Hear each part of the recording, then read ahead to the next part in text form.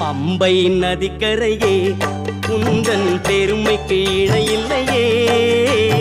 ஹரிஹரன் திருவருளே நீதான் அறிந்தாய் முதன் முதலே. பம்பை நதிக்கரையே உந்தன் பெருமைக்கு இணையில்லையே. ஹரிஹரன் திருவருளே நீதான் அறிந்தாய் முதன் முதலே.